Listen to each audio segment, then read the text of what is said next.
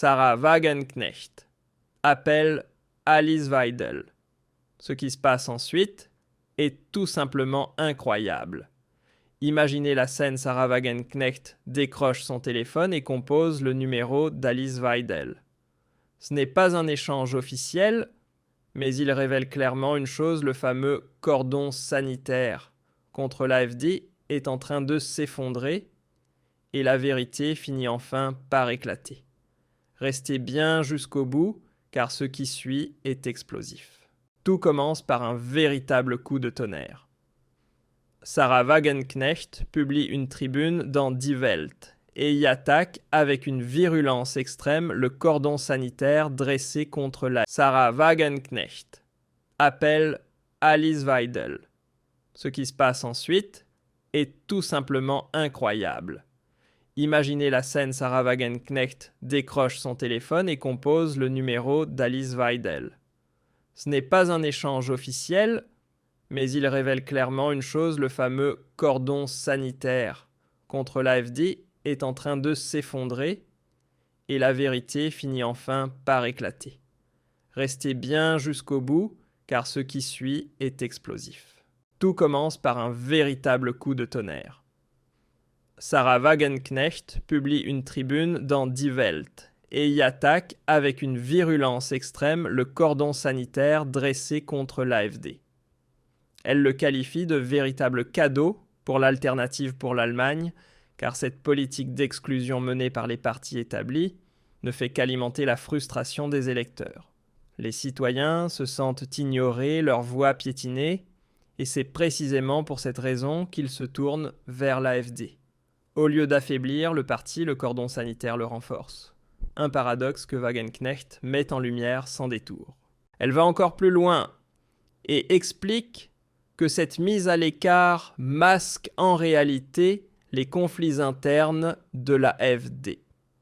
Le parti peut défendre des positions contradictoires sur des sujets comme le service militaire, la réforme des retraites ou les dépenses d'armement, sans en subir de véritables conséquences, précisément parce qu'il n'accède jamais aux responsabilités gouvernementales. Cela le rend attractif pour de larges pans de l'électorat. Ce n'est que le jour où l'AfD serait réellement appelée à gouverner que ces contradictions devraient être tranchées. Le regard que porte Wagenknecht sur l'histoire de l'AfD est particulièrement intéressant. Elle critique la stigmatisation du parti comme nazi, alors qu'à l'origine, il s'agissait d'un parti de professeurs conservateurs sans éléments radicaux. Cette étiquette a fait fuir les forces modérées et attirer les extrémistes, rendant ainsi le parti plus radical qu'il ne l'était au départ. Le cordon sanitaire a donc produit l'effet inverse de celui recherché. Il ne nous a pas affaiblis, mais transformés tout en portant atteinte à la démocratie. Et puis, vient le véritable coup de massue. Wagenknecht qualifie l'entrée de son parti, le BSW, en Thuringe, dans une coalition avec la CDU et le SPD, fondée uniquement sur l'exclusion de l'AfD d'erreurs de débutants. De telles constructions déçoivent leurs propres électeurs. Le BSW refusera donc ce genre de compromis à l'avenir. À la place, elle plaide pour des gouvernements d'experts composé de spécialistes indépendants contraints de chercher des majorités, au cas par cas, un modèle qui, selon elle, pourrait renforcer la démocratie. Mais soyons honnêtes. Cela ressemble à un système dans lequel la volonté des électeurs serait enfin respectée, y compris celle qui s'exprime en faveur de la principale force d'opposition, l'AfD. Alice Weidel réagit immédiatement et affirme que Mme Wagenknecht a entièrement raison.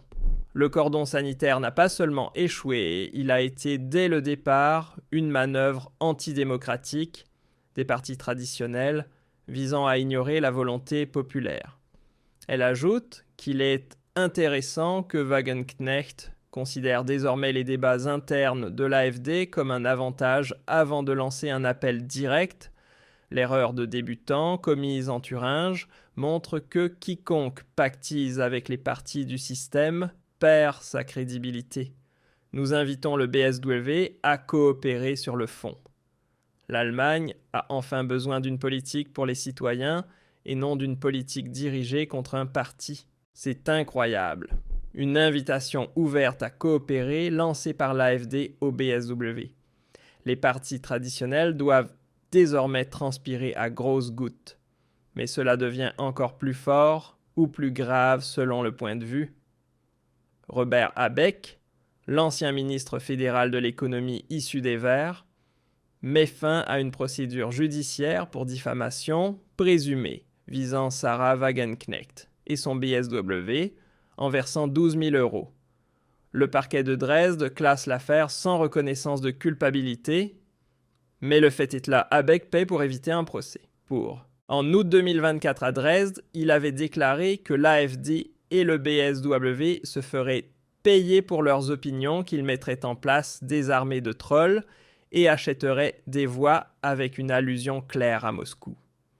Le BSW a considéré ces propos comme des mensonges et a porté plainte. L'immunité a été levée et au final, de l'argent a été versé à des associations caritatives. Aucune condamnation, mais un signal clair.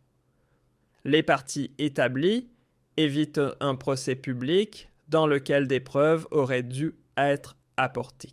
Détail piquant durant son mandat. Habeck a fait poursuivre des centaines de citoyens pour des propos critiques.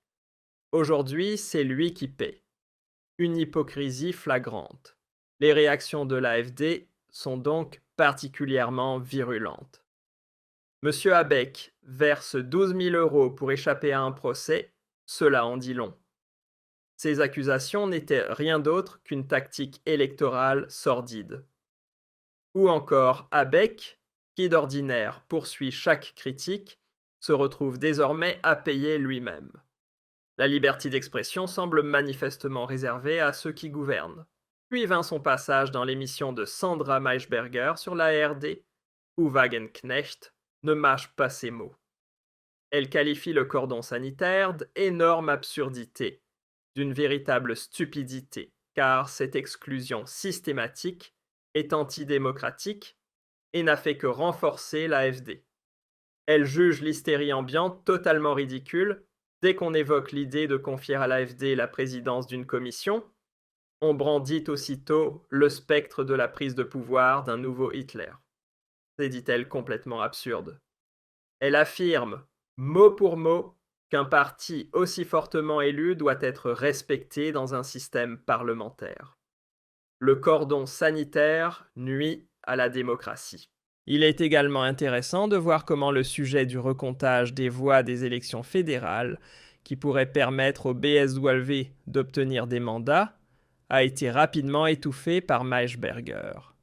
Wagenknecht l'évoque le public et les animateurs affichent des sourires amusés et le sujet est aussitôt changé. L'arrogance des élites à l'état pur. Alice Weidel réagit aussitôt et approuve sans réserve. Enfin, une personnalité politique de premier plan le dit tout haut. Le cordon sanitaire est une immense erreur et profondément antidémocratique.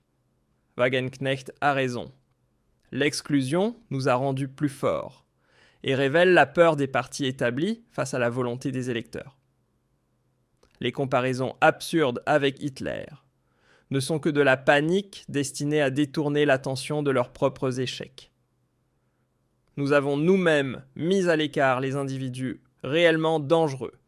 Mais la diabolisation généralisée empêche tout débat. Un parti fortement plébiscité doit être respecté. Le fait d'avoir étouffé la question du recomptage montre le mépris des médias publics pour la transparence. Les sourires en plateau en disent long les élites, rient des corrections en faveur du BSW, mais au final, ce sont les citoyens qui riront les derniers. L'Allemagne a besoin de débats réels, pas d'exclusion.